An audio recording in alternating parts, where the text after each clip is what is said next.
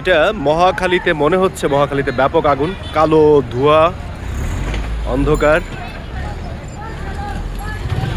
জানি না কোথায় জ্বলছে এটা।